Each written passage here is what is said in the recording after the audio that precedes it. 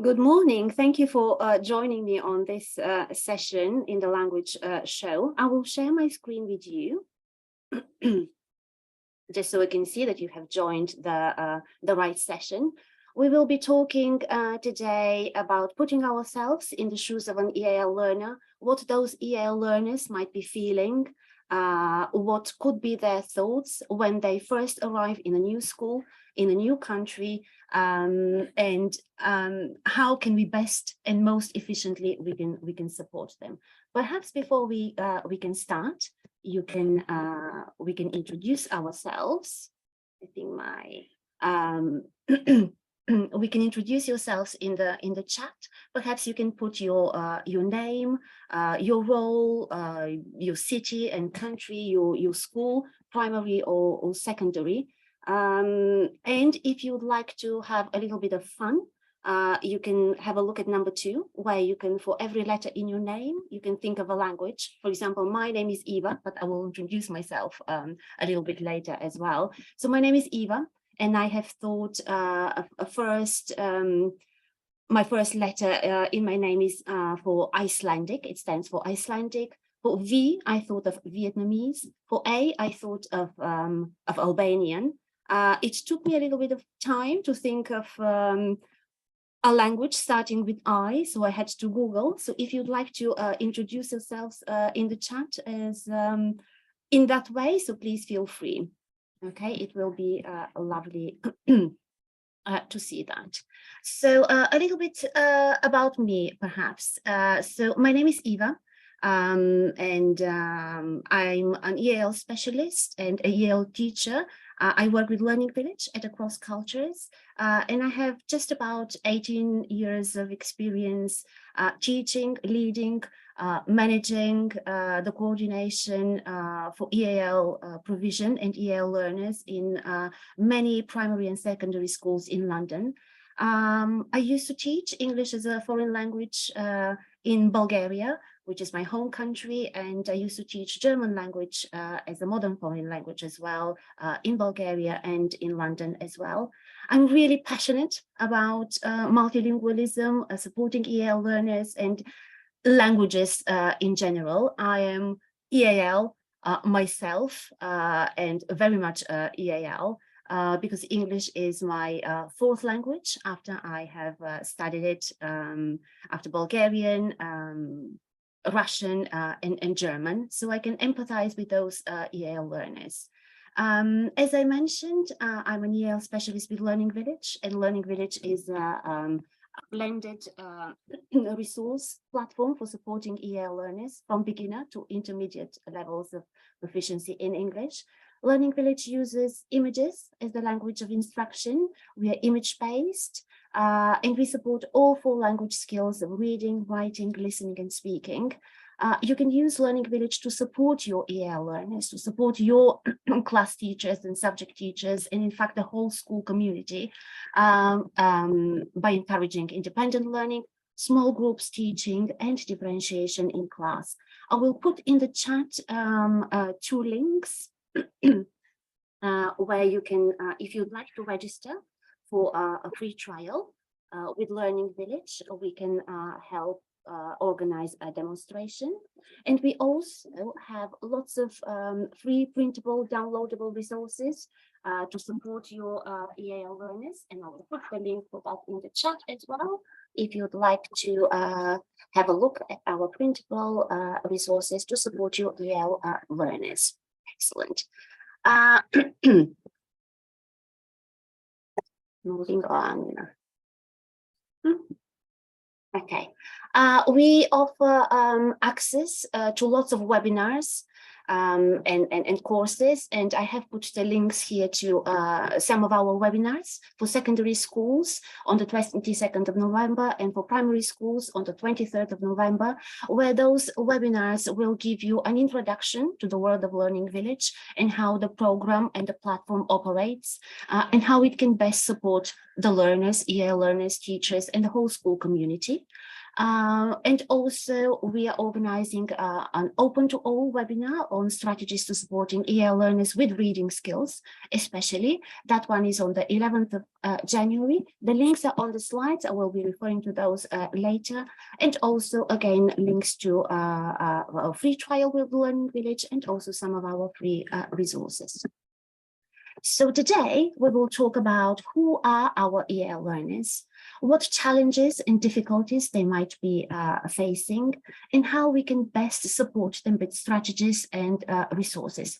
Please use the chat for any comments and the question and answers box for any questions. So we will have a look at them at the end. Okay. So first of all, who are our EAL learners and what makes them such a diverse group? EAL stands, first of all, for English as an additional language, is the overarching umbrella definition, but the Department for Education in England has defined the EAL learners as those who have been exposed to a language at home that is known or believed to be other than English. Please, you're welcome to use the chat for any comments and what do you think makes EAL learners such a diverse group? Okay. But we can say that those EAL learners can differ in their proficiency in English. They can arrive in the country, in their new school, at different levels of proficiency in English. Some start as complete beginners, others have a little bit more intermediate or more advanced levels of English. Some speak really well, but they are finding reading and writing in English challenging. Some learners arrive with a different proficiency in their own home language. They might be able to speak it or still struggling to read and write in their home language. They might be just beginning to learn to read and write in their home language. Some others might have home languages which might not have written form, just spoken. EAL learners also differ in their cultural background and economic status. We might have EAL learners in our schools who might be refugees or war immigrants or political immigrants, or we might have learners who come from slightly more wealthy families, or for example, ambassadors' families. Other learners might need support with their behavior or social needs, and they might have SEND needs. Learners might differ in the degree of their family supporting them, how well those families engage with the life in the home country.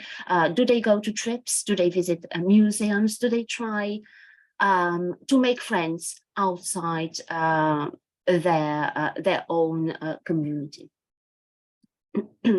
You can use the chat again to have any comments, but Pauline Gibbons, which is an established linguist and very well known in the world of EAL, says that we shouldn't actually define EAL learners based on the lack of their English. We should be welcome those EAL learners and define them as capable and intelligent learners who, with the right kind of support, are able to participate in learning and achieve academically as their English-speaking peers. And the research shows absolutely that lots of EAL learners, bilingual or multilingual, exceed in the expectations of the exams compared to their English-speaking peers or their monolingual speaking peers. What might those EAL learners find difficult when when they're learning English, they might have a new set, they might have to learn a new set of sounds. Some learners might have a home language which has a script completely different to English. They might have to learn new intonation patterns. Do they need to raise their voice when they're asking a question? What is a statement for them? How would they express a shock or surprise or sadness? They might have to learn a new script and alphabet. They might need to learn how to shape their letters, in which way to go, left to right or right to left. We shouldn't assume that they will know these things. Of course, spelling rules, and with English, which has 44 phonemes and 26 letters, it makes it a really difficult and challenging language to master. They need to expand their vocabulary and constantly be learning new words. And they need to learn and hear a new word used in a certain context at least 6 times, so they can remember that. New grammar rules, different tenses, different prepositions, completely different word order. Some languages do not have definite or indefinite determiners, or they might be used in completely different way. Some languages might put the adjective after the noun, and so on. What are the nonverbal signals and our nonverbal way of communication? Which way do we need to nod our head to say yes or no? New rules about social situation, what is acceptable, and how do we speak formally or informally to adults and peers? What kind of different register we're using? An ability to relate to people and express feelings and emotions in a new language. This is very challenging and very hard for EAL learners to master. And I think that's the ultimate aim when you're absolutely able and fluent to express what you feel and your emotions deep down at your heart. Research also shows that learning a new language is not a short-term learning experience. It's not going to happen overnight. Jim Cummins, another well-established linguist in the EAL world, has come up with the iceberg theory, which defines the cognitive academic language proficiency as CALP and basic interpersonal communication skills as BICS. And it takes up to 2 to 5 years to learn BICS and 5 to 7 years to achieve CALP. And we often assume and expect our EAL learners to catch up fairly quickly with this everyday basic survival social language. And in addition to that, being able, for example, to describe a science experiment in English, or write an essay or a non-chronological report, or analyze a poem, for which they need exactly this CALP, cognitive academic language proficiency language, which is slightly more challenging, slightly more demanding, more subject specific. You will need to be taught this type of vocabulary and these types of language structures to be able to access that academic language, so you can succeed within the curriculum and across subjects as well. So what do you think EAL learners might feel when they start in a new school in a new country? So you can, you're welcome to use the chat to comment, and I will keep an eye on that. But let's have a look what my practice shows. Okay. So some of your learners might feel worried because they don't know where things are or where places are. Even they might lack the basic English to cater for their basic needs, like if they're hungry, thirsty, or they need the toilet. They might feel confused because nobody is telling them what is going to happen next, or if they're telling them everything is in a completely new language. Some learners might feel tired and overwhelmed when they're surrounded by the sound of the new language, and in this case English, they can switch off, they can feel very tired, so they need short breaks to recover, because they can't concentrate for long enough. Sometimes Anna says that sometimes they might feel afraid, absolutely, but also along with those kind of like negative emotions and feelings, some children, I have to admit, in my practice, they feel absolutely excited, ecstatic, and happy to have come to a new country, so they can make new friends, learn a new language, and try, of course, some new food. Other learners might be feeling shy because they're introverts, they're perfectionists. Before they speak, they will have to be absolutely confident that they will be saying the right things and using the correct vocabulary. And sometimes I have very often seen it in the schools I have worked with. Some children undergo an initial silent period, which might last up to 6 months. But this is absolutely normal. It's okay. We should give the time and space to that learner to learn, absorb the new language. And when they're confident, let them speak, and they will be turning into chatterboxes. So let's have a go. Let's try to put ourselves in the shoes of an EAL learner. And we will try to learn some Bulgarian. Hopefully no one in this session speaks Bulgarian, but if you do, please pop in the chat so I know. So you will, I will try to put yourselves in the shoes of an EAL learner by giving you a short lesson in Bulgarian, in a language which I think you might not necessarily have heard before. So as you are listening, please try to think about, what is the lesson about? How do you know or not know what is this lesson about? How do you feel listening to a language you cannot speak or understand? And what can I do better to help you understand and learn? Okay. So the next thing you will hear will be in Bulgarian. Okay, so think about those points as you are listening. How is it making you feel? Живял някога един мъж. Жена му рано умряла и той останал сам да си грижи за дъщеря си. Скоро се оженил повторно и новата му съпруга била най-високомерната и сърдита жена. Тя също била вдовица и имала 2 дъщери от първия си брак. Те били също такива надменни и сведливи. Още от първия ден мащехата започнала да нагорбява заварената девойка.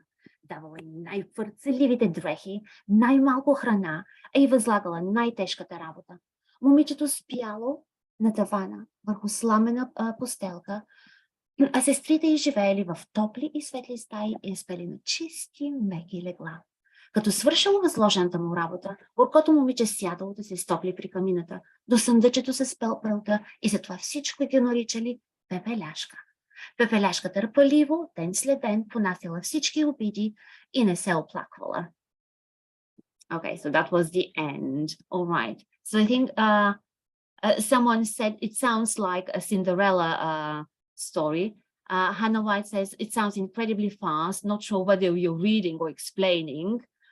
It's quite scary. I'm so sorry to have to have made you feel scared, but let's have a look. Okay, but this is exactly how our EAL learners might be feeling when they sit in our classrooms and the teacher is standing at the front trying to explain, introduce a topic. So let's have a look. Okay, so think about and put, please, you're welcome to put in the chat. I'm keeping an eye. What was the lesson about? Okay, someone said Cinderella, might be, might not be. How did you know? What made you say that it's in Cinderella? Did any of the words sound kind of quite similar to your own home language? Did they use any drama or any gestures? Did they It sounds similar to Russian. Yes, absolutely. I agree. It uses the same script.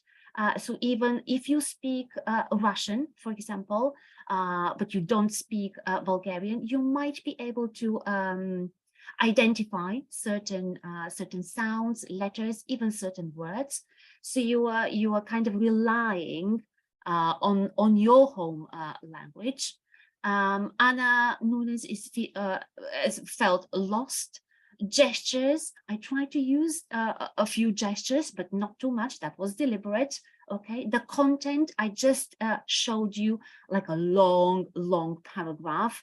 Did I highlight any words? Well, were there paragraphs? Were there subheadings? Okay, so let's have a look. Okay, so actually, so well done. It is actually the story about Cinderella, and it sounds like Pepe Lashka, and we kind of very easily assume that this is a well-known fairy tale, right? So we often assume that all of our learners will be familiar with this content, but that might not necessarily be right. Certain cultures might not have this type of a fairy tale, or a fairy tale close to the content of this particular fairy tale about Cinderella. So a little bit, what do you think? What could I have done better? Please feel free, welcome to use the chat. I have put here some visuals. I have put the word Cinderella in Bulgarian and in English as well, for those learners who might be able to read in their home language. Perhaps, yes, pre-teaching, pre-task activities, less text, absolutely. Introducing some vocabulary, perhaps some labeling, like pumpkin or apron or girl or palace, or cleaning bucket. Face expressions, for example, like making angry face. Absolutely, I agree with Barbara. There is a story map as well, which might help with sequencing what is happening and what happened before or next after that. Okay, excellent. Thank you so much for participating. Very good. So leading on from that, we already mentioned some of these strategies and resources which are helpful to differentiate for our learners. So lots of visual support. Hannah is saying achievable tasks while they listen. And we need to make sure that they understand everything. Pre-teaching a vocabulary and concepts, and that goes with showing them lots of flashcards and visuals. We should encourage and absolutely value and respect the use of their home language, because just like with that example, some learners might already know that particular fairy tale, so they might know the content, so we don't have to teach the concept and the content. All they need to know is acquire that vocabulary and the language structure, perhaps to be able to retell the story. Natalie is saying the issue is when you have EAL learners in the class with non-EAL learners. And yes, I agree. It's very difficult and challenging to differentiate. And I think every teacher is trying to be a language teacher, because there is English, there is language, not just in English as a subject, but there is English in humanities, English in PE, English in art, English in geography. So along with the content objective, there needs to be a language learning objective as well. So as teachers, we are very used to model and demonstrate the language. We should be able to activate their prior language and find out what do they already know on that particular topic. Of course, differentiation is a huge area. Anything from matching, labeling, mixing, sequencing, putting images in the correct order, or short paragraphs or subheadings in the correct order. using substitution tables, so important to practice and rehearsing language structure and using vocabulary in the correct word order, graphic organizers and timelines to brainstorm and mind map events, writing and speaking frames, fill in the gaps exercises, scramble activities. And I just like to mention that Learning Village, again, is absolutely able to support your EAL learners with differentiation in class and out of class. And you can support all the development of all 4 language skills through images, through using the home language to build upon learning English. And I, again, in the chat, I will put some of our free printable resources that you can have a look. And I will again put the link to, if you'd like to register for the trial, so we can give you a taste of the Learning Village platform and how you can use that to support your learners. So all the links are in the chat, okay?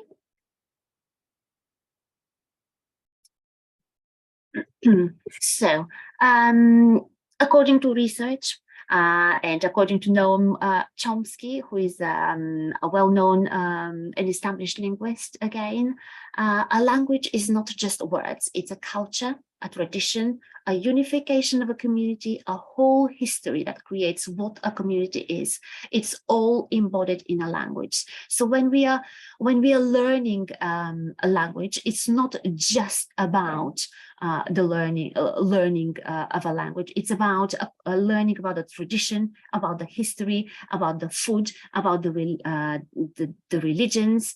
It's even about tasting different things.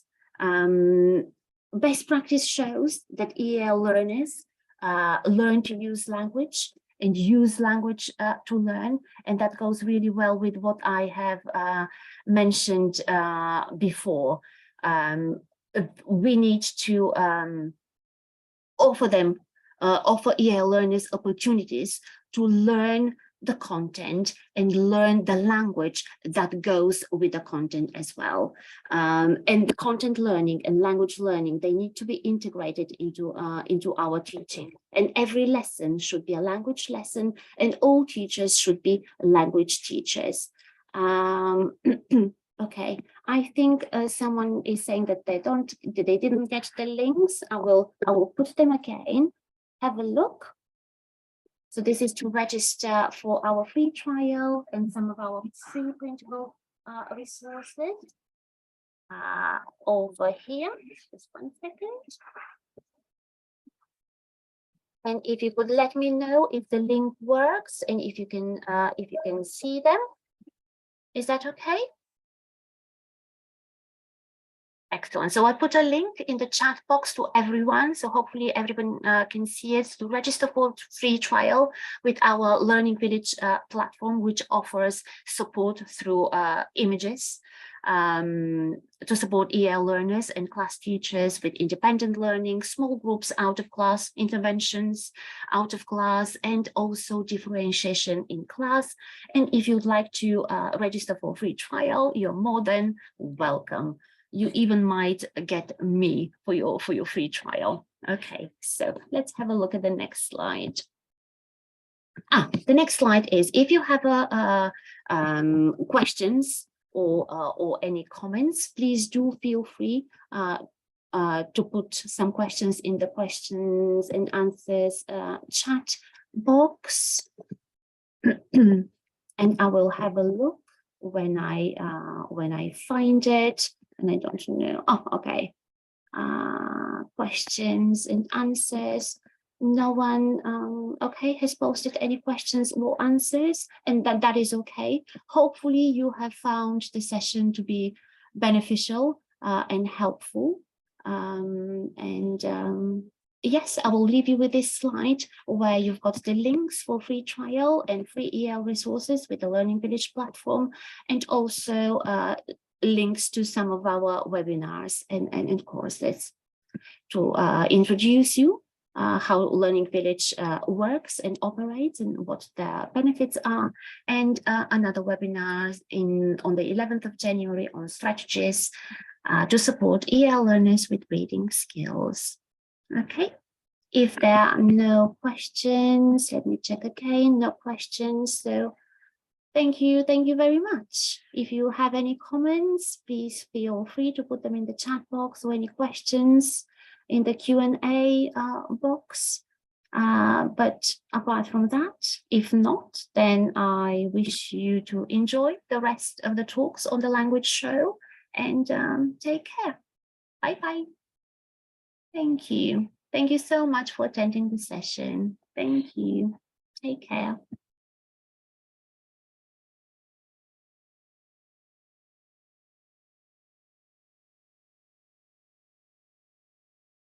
Thank you.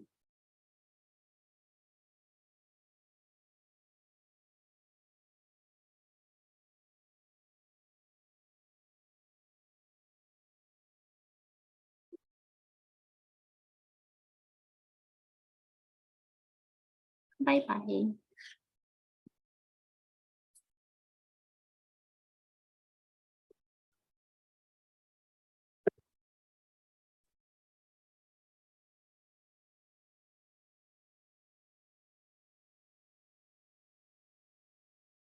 And I'm putting the links again for anyone who has missed on that.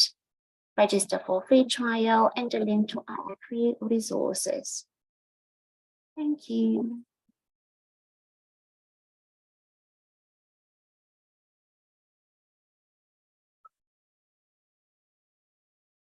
Enjoy the rest of the talks on the language show, and wishing you a wonderful day. Bye-bye.